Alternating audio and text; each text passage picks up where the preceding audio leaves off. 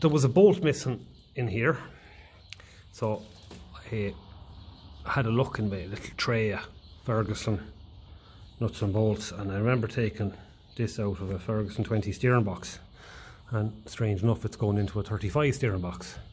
So the battery tray is just sitting a little bit low, so I have to just give it a bit of a lever upwards, and it should go in. So I've cleaned up the threads. I can re-tap if I have to. The only thing that's going to make it hard to re-tap is I need this lever working, you know, keeping it up so I can get the tap in. So it's more of a two-man job, but the threads look good enough, so I'm going to try him. I'm going to try spinning him home there now, and if I get him in, that'll lift the battery tray a little bit as well, and it'll steady it up a bit more. So this is that rubber trim I mentioned in an earlier video. What I usually do with this is, it actually has kind of metal inside it, so it's actually fairly, when you put it on, it's kind of stays where you put it. So I usually put it on here, just a little bit of a trim, it just finishes it, and you literally just cut it off at the end. So bring you around the other side and we'll show you what it looks like. Lovely to use it, because there's metal on each side of it as well. It does seem to stay. You can get a little rubber or plastic mallet then and just give it a fine tap home. So that's lining up there, and then you just literally get your snips, mark roughly where it has to be, and cut. Yeah.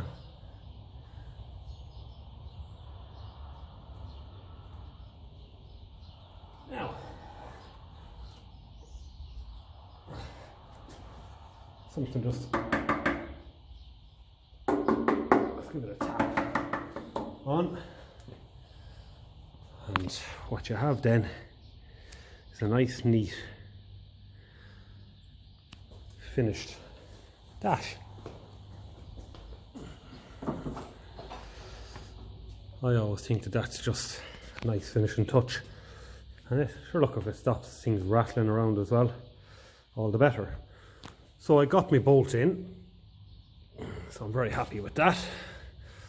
It's just sort of tidying things up. Now, this air filter bracket is, you can see the holes just are not lining up, especially down here. So what I'm thinking of doing is drilling, and it's very, very flimsy. Really, no, I haven't the top ones too tight anyway, because I want to get everything lined up. So because the air filter goes through the bonnet, through that hole there, so I want to have things loose. I'm going to try and fit it, and I'm going to see how it looks. So I have it fairly straight to the bottom of the battery there, so that's a good starting point. Keep everything loose, and I don't know what to do then. I mean, whether I bend this, I was thinking of trying to get down there, but it's just not going to happen unless I cut a slot out of it, try and fit it in behind the bolt, tighten it up. That would really strengthen it. This one down here is just a little bit too far off. I can drill a new hole, I don't mind that. So, I mean, it's a very funny shape. I don't know, is it out completely out of kilter? I don't know, but I'm going to work on it anyway and tidy it up. So first things first, put a long bolt in here, just to make it easier to close the bracket. And I'm going to nip it up a little bit so that I can move this air filter housing around a bit, get it lined up, see where everything needs to be, and I can mark the battery tray if I have to then. That's as far as that's going to go, because the bolt's too long. So give it a bit of a nip. This is where my ratchet spanners come in.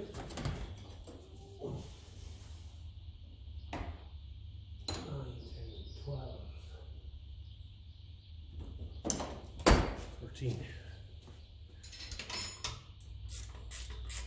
I'll nip it up a bit. I want to be able to just straighten things out a little bit. In an ideal world, I'd like it to be straight, obviously. give it a nip up there and see how it lines up with the bonnet where it is straight. So that's nice and straight. How will we fix when this comes down? We're not fixed at all. Way down. It's the problem with aftermarket parts. So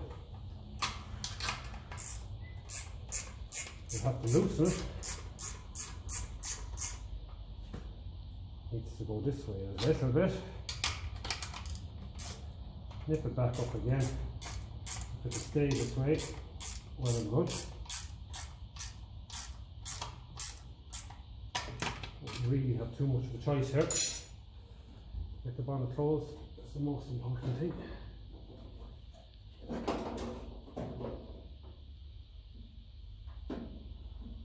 Now it's a little bit off.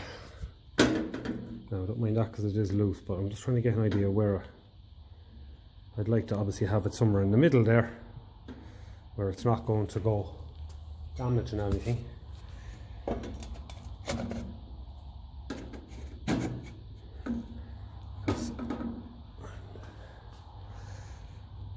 Yeah, so we'll have a play around, see what we can do,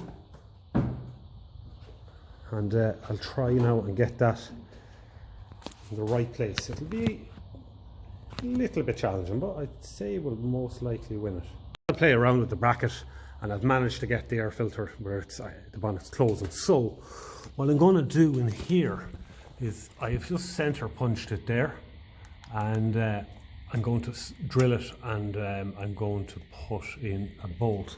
Now this side here, I just don't really know what to do. It's not really lining up with anything. So I'm not sure. And the steering box casting comes around there as well, so I don't want to go drilling into that for fear that I'd obviously have an oil leak. So I can definitely put one in there, and that'll stiffen it up. And of course when the air filter's on, you won't see that anyway, so that's one way out of it.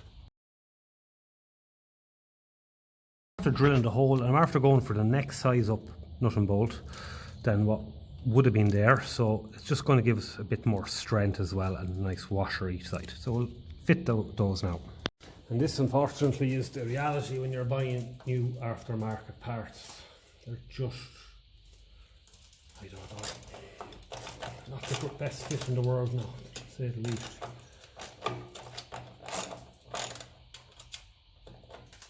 The original parts, they just fit. They didn't have time in the factory, I suppose, when they were putting them together to be messing around.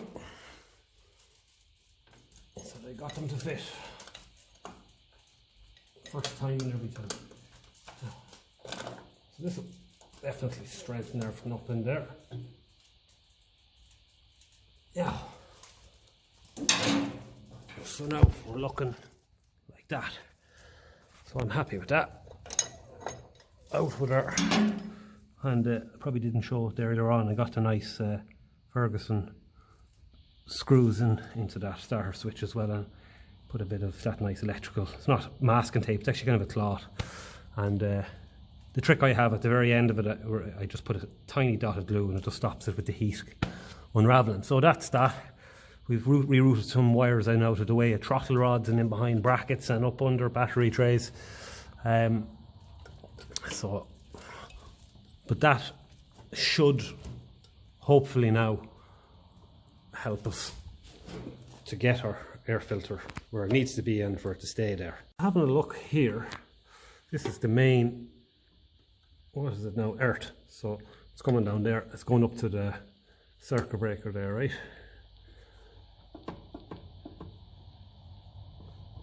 It's loose. So I have to get in there with my socket and give that a tighten. And another thing I noticed there as well is there is a wire here that has no connector. Try and get it to focus there. There's no connector on it. Now that's just, there it is there. If I can just get it to focus. It's an earth wire. So that's powering lights. Now the lights are probably getting a feed of earth through the chassis, so I'm going to just put a nice connection on the end of that and put it onto an earth somewhere, because that's not ideal. Now it's not going to cause any electrical fires or anything like that, such as the chassis, because it's earth. It's not going to, you know, go causing any problems, but it's just one of them things when you're looking up and around everything there, it's worth just checking and make sure there's no wires or connections loose. So that lad there, I'll try and get him there now. Cover the focus.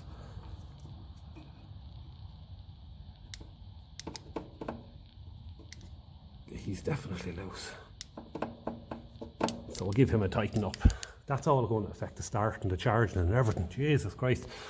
I mean, this is the earth we cleaned up lovely and thought we did a mighty job, but when it's actually connected to the other side of this switch and it's loose, you are losing a lot of amperage in there. So yeah, I'm going to go now and make up a little connection on the end of that wire there that's loose, and going to go and earth it. I'll find somewhere nice for an earth, somewhere that's a little bit in out of the way, but at the same time that's going to be a good earth. I might clean down this and bolt it up under there. At least it's not visible when you're standing or around the tractor. I just put a bit of masking tape around this because I don't want to go scratching paint.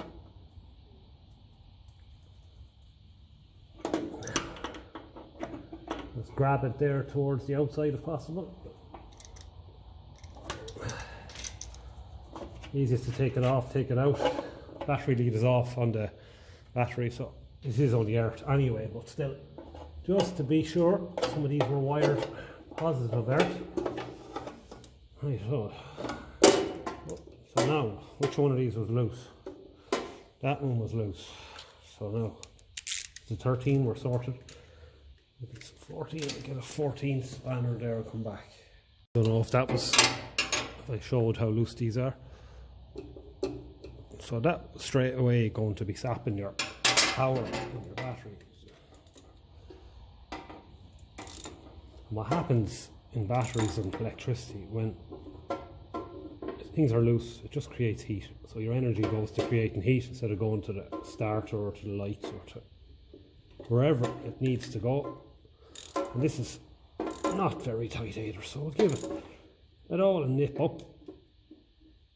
Because they're lovely strong connections, so it's a pity, you know, if you don't go and make sure they're good and tight.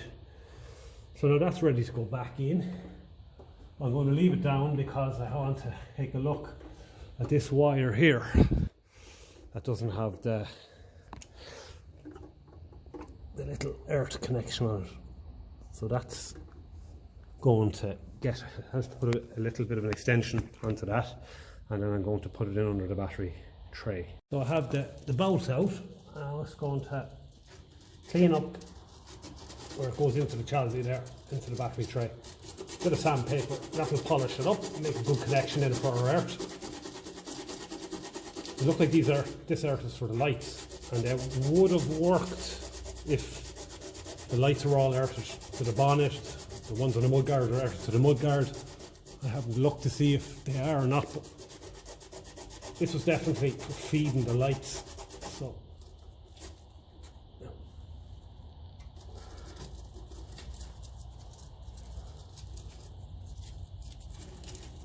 polish her up, put a bit of grease on then as well when I lengthen the wire, and put a ring connector on it there, one of them ring connectors.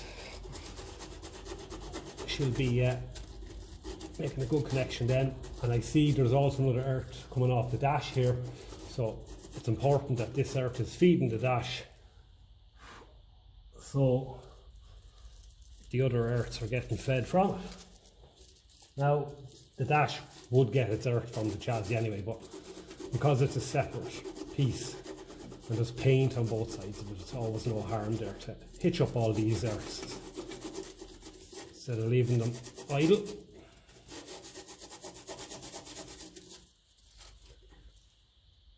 Yeah, that's good, that's clean. So now what I need to do is get that little wire out here. Let's see where it's connected there. Okay. I might pull the wire off the back of the switch and then I'll have more space to work with it. So I put a bit of heat shrink over it there. I'm going to hit it with a lighter then when I have the whole lot done, and that'll keep everything nice and snug. And I have one of these inline connectors on there, so I'm going to work on the piece of wire I'm going to connect into it now. So these are the connectors I like. I like them ones that don't have the plastic around them, so I've crimped that so it's good and strong. I have some heat shrink here now that I drag over it there, get it roughly around halfway, and then just get your lighter and just Bob's your uncle. Job oxo. So now that's a nice connection. This is actually an original Ferguson 20 wire, and they're really, really nice. And they have a nice copper ringlet on them, not this modern old crap.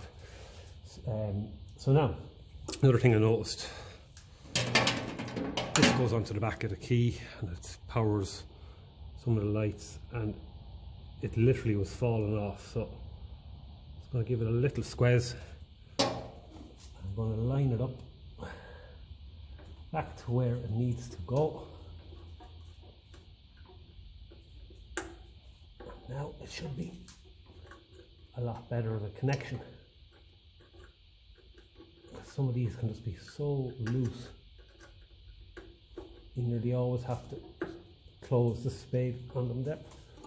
That's that push back in. I'll give it a final little push home. Check all the rest of them there. It's a little bit tight in here, but if I had to take it, I take out the key. Sorry, this I take out that if I had to. So that's all good. And now I can put in the bolt here for the earth. Now that's it there.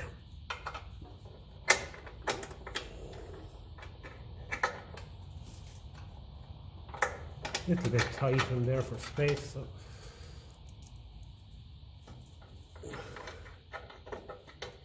Yeah, come back when I get that in at the top. That's the earth now bolted back up in place, and what I can do now is put my cutout switch back in through the dash. So that's that back in place.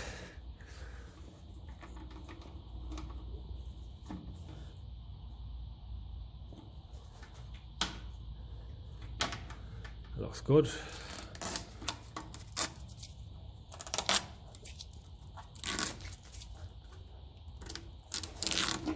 Lovely. A little bit sticky off there. Okay, so now we can test this. Make sure that everything is working. So I'll nip back up the battery lead. So we can click on that. Click on our key and we should see our ignition light come on. So we have one click on the lights and that gives us our side lights. Another click should be dips, and then another click should be mains. So you see them going up a little higher. So that's good. That's a little bit of work on the earth. Then it's definitely after helping just earth the dash. And if you look there, you'll see that there's another earth coming from the dash. So now that's been fed with earth, it definitely is going to do its job. I'm actually very happy with this trim. It's turned out really well. It's nice and it's not going to be shifting anyway. So that's that job done. Just happened to look up under there, I don't know why. So what can I do next? Let me see. Oh yes, return to the air filter housing where I was before. I've managed to get it nice, straight, and then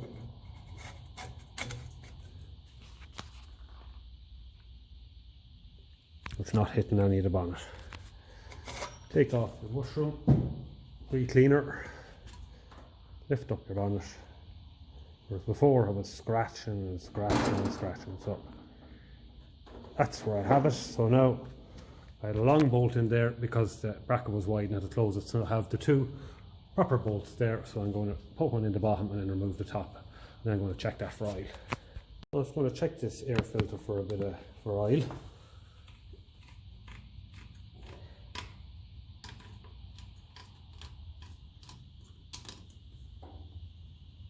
I'm going to put a cable tie around that positive, actually I don't like it moving around there too much in case of anything. No.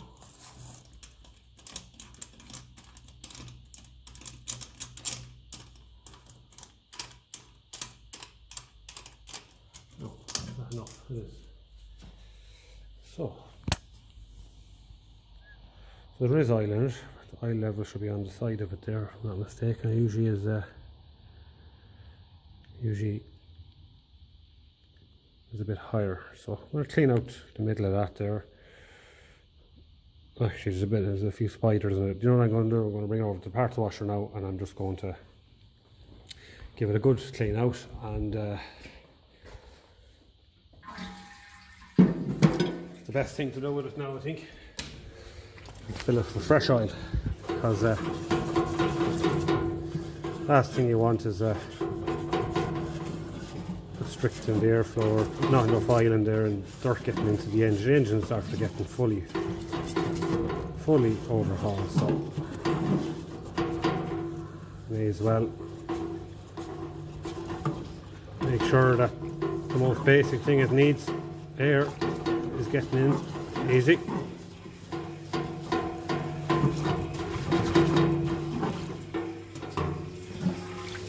Now, let that drain. Give it a wipe. Just the dirt from down there. This will all settle at the bottom of the cleaning tank, literally overnight, and only the clean fuel comes up. So give all that a bit of a wipe down now, and a bit of paper, and fill it with oil. So I'll wash out there, that'll dry up, some white paper, and we're getting a bit of fresh oil into it there as well. So that should do it now.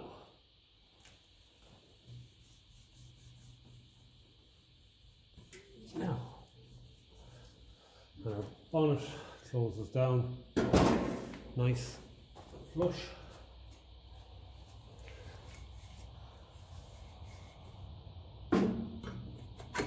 That goes on top. Nice and flush as well.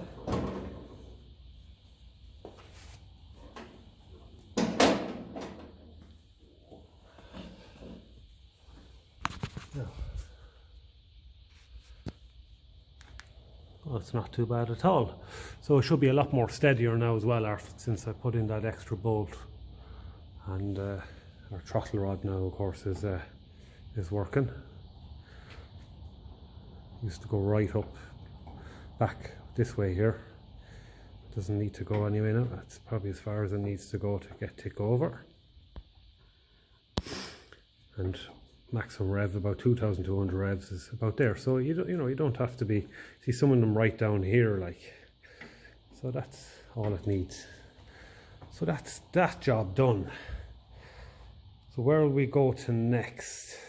I know I started the PTO seal, so now what I might do is go ahead now and start draining oil out of the back end. So there's where you drain the oil. It's an 1/16" socket. Ferguson always made their drain plugs around that size, so at least you can control it a bit better this way.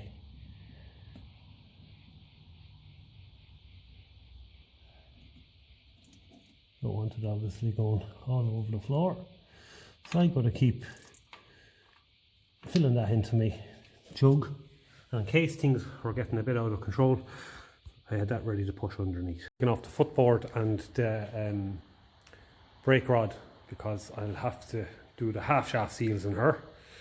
So I have the oil tray just over the PTO there, and I have the other one there just over the back end of the gearbox oil drain plug. So there, and I have cloths down as well just in case I spilt anything, but no, it seems to be fairly good. I got 4 gallons out of it. I think it's 4. No, I got 3 out of it, and whatever's in that one there. Yeah, so 3.5 gallons. So it needs a half gallon probably anyway to bring it up. I checked the level before I emptied it, and it was just touching low, so I can top it up there. I have some spare hydraulic oil.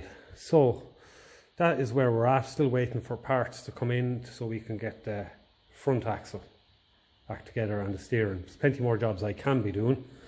So one job I did notice straight away is, so that nut is wrong. I'd say it's metric, so I have some Imperial ones that'll fit that, and put a nice spring washer behind it, because if that's loose, this radius arm will rattle and it'll go in out every time you turn the steering wheel, and it'll add free play. So that's another little job I'll do now.